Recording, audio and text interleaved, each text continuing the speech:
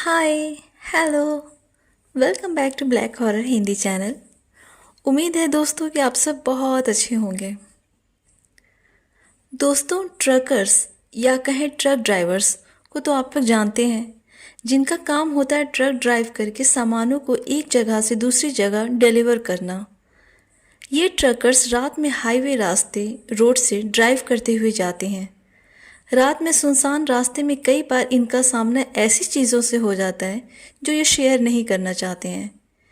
इन लोगों के साथ कई बार पैरानॉर्मल एक्टिविटीज़ हो जाती है, जिस वजह से ये मेंटली डिस्टर्ब हो जाते हैं। आज ऐसे ही कुछ ट्रक ड्राइवर्स की बात करेंगे जिनका सामना ऐसे ही कुछ मॉन्स्टर या छलावा से हुआ।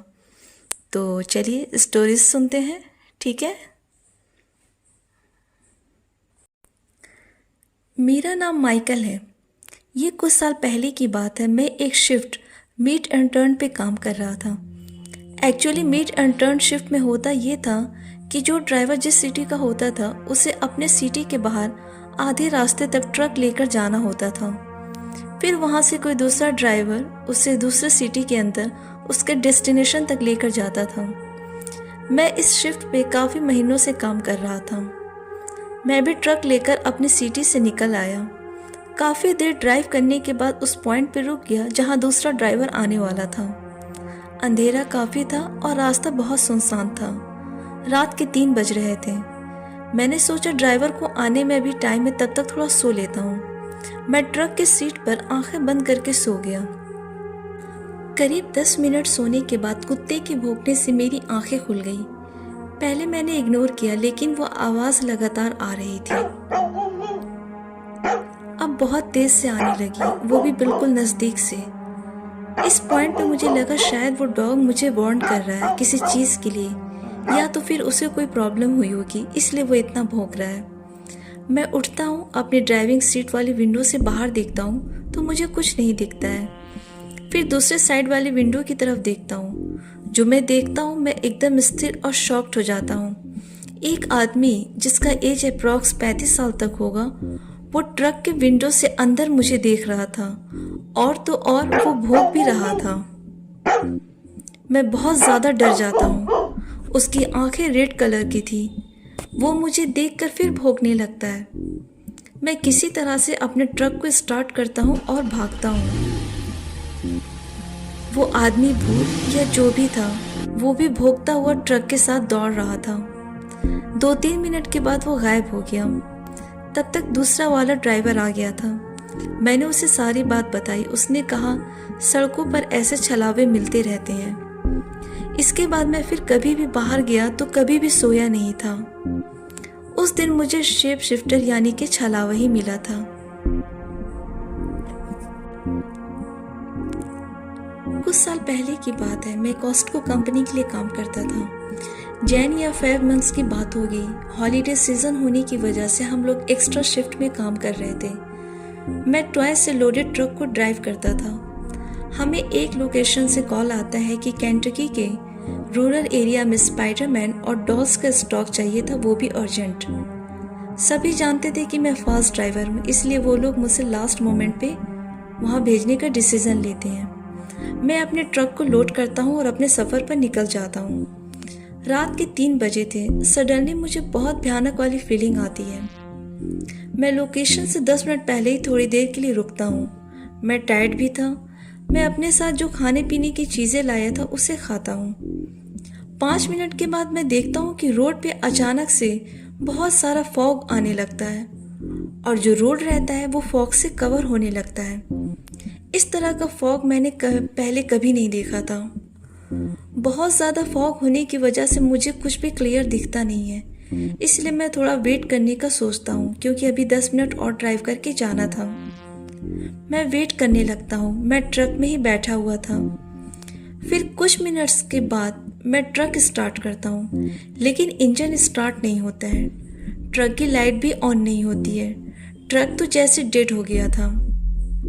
मैं अपना सेल फोन भी चेक करता हूँ, लेकिन कोई सिग्नल नहीं मिलता है। मैं फिर वेट करने लगता हूँ। तभी मुझे एक छोटे बच्चे की रोने की आवाज़ आती है। मुझे बहुत हैरानी होती है कि सुनसान एरिया में बच्चा कहाँ से आ गया। धीरे धीरे वो बच्चे की रोने की आवाज़ अब किसी महिला के रोने की आवाज़ में चेंज होने लगती है। मेरा हाइट और वेट बहुत अच्छा है, लेकिन फिर भी मेरी हिम्मत नहीं हो रही थी कि मैं ट्रक से बाहर जाकर के देखूं। फिर मैं विंडो के ग्लास को नीचे करके पूछता हूँ, हे, क्या किसी को मेरी हेल्प की ज़रूरत है? तो मुझे कोई रिप्लाई नहीं आता है, लेकिन उसी पॉइंट पे वो रोने की आवाज़ बंद हो जाती है और फिर किसी के भयानक हंसने की आवाज़ आती है। ये हंसी सुनकर मैं बहुत ज़्यादा डर जाता हूँ। ऐसा लगता है कि कोई मेरी ही डायरेक्शन में मुंह करके हंस रहा है या रो रहा है। फॉग की वजह से मुझे कुछ दिखाई नहीं देता है। मैं अपने विंडो को बंद करता हूँ। वो हंसने की आवाज़ अब बहुत लाउड आने लगती है। मैं अंदर बैठकर प्रेयर करने लगता हूँ। तभी वो हंसने की आवाज़ आनी बंद हो जाती है। सडनली वो फॉग जो था वो वहाँ से गायब हो जाता है। सारी चीज़ें क्लियर दिखने लगती है। मैं इमीडिएट ट्रक को स्टार्ट करता हूँ और लोकेशन पे भागता हूँ। मैं वहाँ लोकेशन पे सभी को ये भयानक घटना को बताता हूँ। सब बोलते हैं कि कुछ साल पहले फॉग होने की वजह से वहाँ बहुत सारे एक्सीडेंट हो गए थे, जिस वजह से शायद एक्सीडेंट में मारे गए लोग अब भूत बनकर सबको डराते हैं और अपना शिकार बनाते हैं। तुम लकी हो जो बच गए हो। आज भी वो हंसने और रोने की आवाज़ मुझे सुनाई देती रहती है। मैं एक ट्रकर हूँ और मैं एक स्टेट से दूसरे स्टेट में ट्रैवल करता हूँ माल डिलीवर करने के लिए। एक दिन मैं साउदर्न वर्जीनिया जा रहा था। हाईवे के साइड में एक ट्रक स्टॉप था जहाँ मैं रुक जाता हूँ रात बिताने के लिए। ट्रक में एक छोटा सा बेड लगा था सोने के लिए। मैं उस बेड पे लेट जाता हूँ। मैं बहुत अनईजी फील कर रहा था, फिर भी मैं हर चीज़ के लिए रेडी था। मेरे आसपास का एरिया काफ़ी सुनसान था। मुझे सिटी में रहने की हैबिट और यहाँ सुनसान देखकर शायद मुझे अनईजी फील होता होगा। मेरा डॉग ड्राइविंग सीट पर बैठा रहता है। करीब 3 बजे मेरे डोर और विंडो पे टैपिंग की आवाज़ आती है। साथ ही कोई मेरा नाम लाउड वॉइस में लेता है, पीटर, पीटर। साउंड से लगता है ड्राइविंग सीट के अपोजिट साइड के डोर से आ रही है। मेरा डॉग ड्राइविंग सीट के अपोजिट साइड वाले विंडो से बाहर देखता है और भौंकता है। फिर वो भौंकना बंद करके रोने वाली आवाज़ निकालने लगता है और ड्राइविंग सीट पे चुपचाप बैठ जाता है। मैं अपने डॉग को सोने के लिए बोलता हूँ, लेकिन वो सोता नहीं है और स्लो वॉइस में रोने लगता है। मेरे डॉग का रोना बंद होता ही नहीं है। फिर मैं अपने ट्रक के प्राइवेट कर्टन से बाहर देखता हूँ तो मैं शॉक्ड हो जाता हूँ। कोई बहुत ही भयानक फिगर खड़ा था मेरे ट्रक के पास। उसके काफ़ी लंबे हाथ थे जो अभी भी मेरे ट्रक के विंडो पे आवाज़ कर रहा था। उसका सर वो बहुत अगली और डिसफिगर्ड शेप में था। उसकी 2 वाइट कलर की आंखें शाइन कर रही थी जिसमें आईलिड नहीं था। ये जो भयानक चीज़ मैं देखा वो आज तक मुझे सपने में दिखता है। उसके लिप्स कान तक थे। उस पे से वो स्माइल कर रहा था जिसमें से येलो कलर के बड़े साइज के दांत दिख रहे थे। ये जो भी था बहुत ज़्यादा भयानक था। उसे देखकर मैं बहुत ज़्यादा डर जाता हूँ। वो अपने मुंह से फिर से मेरा नाम लेता है। उसके मुंह से अपना नाम सुनकर मेरा बॉडी एकदम ठंडा हो जाता है। मैं कर्टन गिराता हूँ और पीछे साइड में एक बटन रहता है, उसे प्रेस करता हूँ जिससे ट्रक के सभी डोर्स विंडो ऑटोमेटिक लॉक हो जाते हैं। मैं बार बार उस बटन को प्रेस कर रहा था श्योर करने के लिए कि भी कोई भी डोर विंडो अनलॉक ना रहे जिससे वो साया अंदर ना आ जाए। मैं और मेरा डॉग हम दोनों बेड में ब्लैंकेट में छिपकर रहते हैं। वो चीज़ मेरे विंडो और डोर पर टैपिंग करता है, साथ ही मेरा नाम लेता रहता है। और ये काम वो तब तक करता है जब तक कि सूरज नहीं निकलता और वहाँ पास के फ्यूल पंप में लोग आने जाने नहीं लगते हैं। ये घटना जो मेरे साथ हुआ वो बहुत भयानक था। इसके बाद मैं अब सुपर नेचुरल चीज़ों पे बिलीव करने लगा। मैंने कभी नहीं सोचा था कि मेरा सामना होगा ऐसी किसी भयानक क्रिएचर से। मैं एक ट्रक ड्राइवर हूँ और मैं मैक्सिमम सिटीज़ को अच्छे से जान गया हूँ। मैं ऐसी बहुत सी वियर्ड चीज़ों को देखा हूँ जिसे मैं शायद एक्सप्लेन नहीं कर सकता हूँ। बट ये हादसा जो मेरे साथ हुआ था उस रीज़न से मैं 1 वीक तक काम पर नहीं गया था। मैं एरिज़ोना के वेस्ट डायरेक्शन में ट्रक ड्राइव करके जा रहा था। फाइनली मैं एरिज़ोना के फ्लैग स्टॉप सिटी में इन करता हूँ। वहाँ ट्रक स्टॉप पे हॉल्ट करता हूँ, रेस्ट करता हूँ और फिर डिनर करके फ्लैगस्टॉफ सिटी से निकलता हूँ। इस सिटी से 10 माइल्स की दूरी पर एक माइल मार्कर 185 दिखा। उसे पास करने के बाद मुझे हाईवे के साइड पे एक शख्स दिखा जो लिफ्ट मांग रहा था। वो 8 फीट लंबा था और बॉडी रेस्टलर जैसी थी। मैं ट्रक रोकता हूँ। वो मेरे पैसेंजर सीट को कंटिन्यूसली घूरे जा रहा था। मुझे वो बहुत वियर्ड लगा था, इसलिए मैंने उसे लिफ्ट नहीं दी और वहाँ से निकल जाता हूँ। फिर 10 माइल के बाद वही शख्स फिर मुझे दिखता है। मैं इसे अपना वहम समझ लेता हूँ, लेकिन फिर जब 165 माइल्स मार्कर क्रॉस करता हूँ तो वो शख्स फिर मुझे दिखता है। मैं बहुत ज़्यादा डर जाता हूँ और परेशान हो जाता हूँ कि वो शख्स बार बार हर कुछ माइल्स पे नज़र कैसे आ सकता है। फिर 145 माइल मार्कर आता है, तब उसके बाद वो शख्स नहीं दिखता है। तब मुझे थोड़ा रिलीफ मिलता है कि वो अब गायब हो गया, वो नहीं दिखेगा। रात के 2 बज रहे थे। मैं टॉयलेट करने के लिए ट्रक से नीचे उतरता हूँ और ट्रक के साइड में आ गया था। तभी मुझे एक बहुत ही भयानक चीख सुनाई दी। चीख की आवाज सुनकर ऐसा लग रहा था कि जैसे वो वॉइस हिरन और ह्यूमन का मिक्स किया हुआ था। इसे सुनते ही मैं इधर उधर देखने लगता हूँ। फिर मेरी नजर हेडलाइट्स पे पड़ती है। मैं क्या देखा आपको बता नहीं सकता हूँ। मैं इससे पहले कभी कंफ्यूज्ड और डरा हुआ नहीं था। मैं बहुत कोशिश करता हूँ उसे देखने के लिए, बट मुझे वो ठीक से दिखता नहीं है। उस साये की सिर्फ आंखें दिख रही थी। मुझे फिर किसी चीज के उड़ने की आवाज आती है। अचानक से धप की आवाज आती है। मैं देखता हूँ कि मुझसे बस 2 फीट की दूरी पर एक बड़ा सा पत्थर गिरा है जो बास्केटबॉल के साइज का था और काफी हैवी था। मैं समझ गया कि वो साया मुझे मारने के लिए वो पत्थर को फेंका था। उस पत्थर को इतनी फोर्स से फेंका गया था कि ग्राउंड को हिट करने के बाद वो 1 फीट ऊपर बाउंस किया। ये देखते ही मैं चिल्लाता हुआ वहां से ट्रक में बैठता हूँ और ट्रक लेकर भागता हूँ।